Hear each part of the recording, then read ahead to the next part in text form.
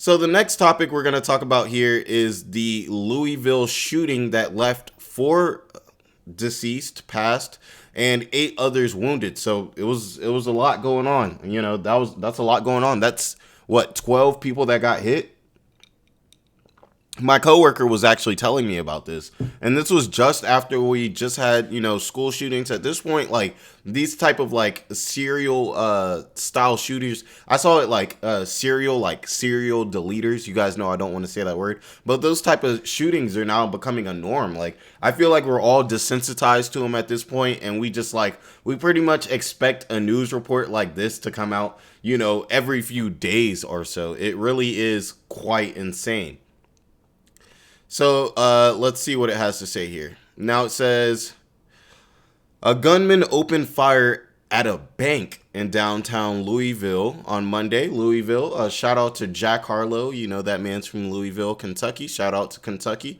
KFC's actually they've been making, I was going to say not shout out to KFC because I thought they were pretty nasty, but it seems like they've been doing a little bit better lately. People have been liking them again. It's quite strange, but I'm all for it. Leaving 4, deleted, including at least 2 friends of Kentucky Governor Andy Belcher, and wounding 8 others, authorities said. So, wow, that's crazy that, 2 of his friends, that happened to them, because it's quite a coincidence that 2 of the governor's friends, just happened to be, half of the people that suffered the worst casualty that you can suffer from in life, which is not having life anymore.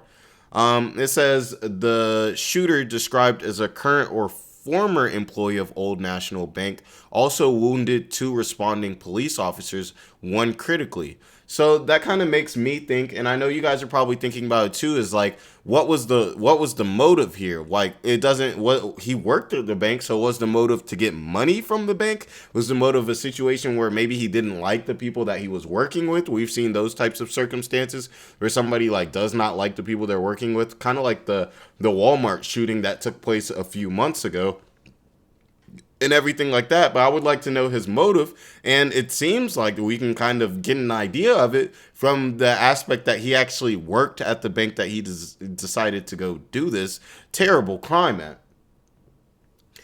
Now it says the attacker was deleted not long after 8:30. Oh, sorry guys. Eastern time, unfolded at this address. Louisville Metro Police Department Deputy Chief Paul Humphrey said. Responding officers exchanged gunfire with him, the police said, but it wasn't immediately clear if the shooter passed from police gunfire or a self-inflicted wound. Wait, so they don't know? Oh, I guess it must have been, a lot going on at that moment, and they don't know. So I guess at this point, they're saying he could have passed from, the shootout itself, or, he could have actually, self-deleted himself, which would have been interesting. Now, Governor Andy Beshear fought back tears, telling reporters 2 of the deceased and his wounded were friends of him. He had to say, "This is awful," adding that in his 2015 campaign for Attorney General was based at that building. Wow. I have a very close friend who didn't make it today, and I have another close friend who didn't either, and one who is at the hospital. So he has 3. He knows 3 people who went through this circumstance. I hope he's going to make it through. It's getting to the point, guys, where I don't know about you, but I'm tired of hearing these reports. I'm going to still report on them. That's my job.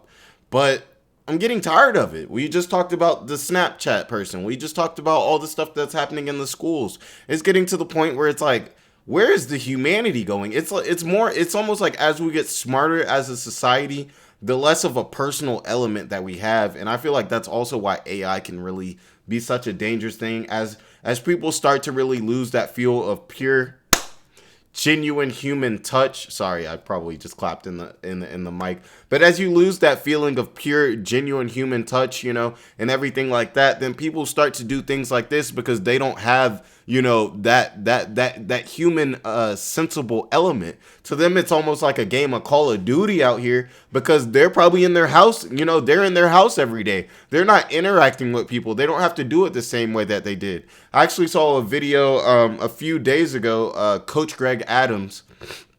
Check him out on YouTube if you haven't. He did a video on kind of like socialization, and it was showing kids from the 90s. They were going to the mall to hang out with their friends. Dudes were going to the mall to meet girls. Girls were going to the mall too to meet dudes.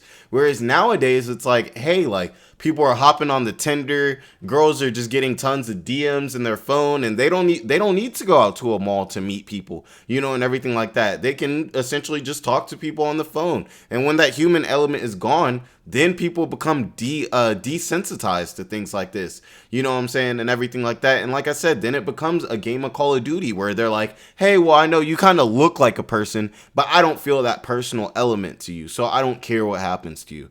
I think it's a bad thing. And I hope this is something that we can improve. But as technology improves, depression rises, and all these issues that we have, it's not looking good, guys. It's really not looking good at all. Now it says he is believed to be an employee and may have had mental health issues, according to the federal law enforcement source who has been briefed on the attack. Now it says 2 officers were wounded. Sorry, you can get some water. With one rushed to surgery and another with a non-life-threatening injury. So let's definitely, make sure we want to have our prayers, and, if you don't pray, just wish the best for him who was rushed into surgery. We don't want to see any more losses of this. We're tired of this. We've had enough.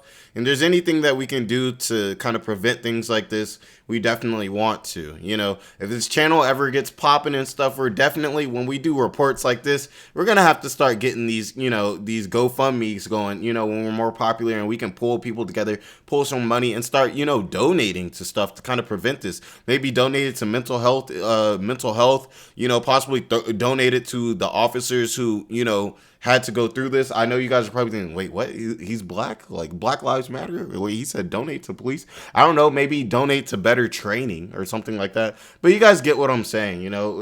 This channel is supposed to essentially be a place for us to have good conversations, everything like that, see a bunch of differing views and everything like that, and then figure out together what is the best course of action or the best thought process that we can have, because whatever thought process this person had was not the right one. So we do not want to promote that. And if we could somehow prevent things like that, why not? Why not? That's what we're here for, to make the world a better place. Come on, you only live once, guys. Now, it says the wounded were taken to the University of Louisville Hospital, and 2 of them, including the officer, were listed in critical condition. Their names were not immediately released. Now, he said, we believe this lone gunman involved in this did have a connection to the bank. He was a previous employee, which we know. The fast response of the officers did prevent more injuries and deletions, so that's good. It says it's clear from the officers' response they absolutely saved people's lives. This was a tragic event, but it was the heroic response to officers that made sure that no more people were seriously injured than what happened. And I think that officers need to get their stripes when stuff like this happens. If one terrible or 2 terrible, in the last case, a group of terrible officers do a dastardly deed, it's spread all over the news. You know what I'm saying? People are rioting. People are actually breaking the law because they have a problem with the officers whose job it is to defend the law. But what we need to also highlight is things like this. How much good are officers doing, so we can see how much good the officers are doing versus how much bad the officers are doing. But it doesn't get as much news. It doesn't get as much coverage.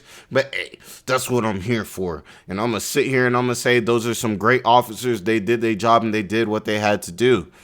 And if you guys are one of those people who thinks that I'm, what is the word for it?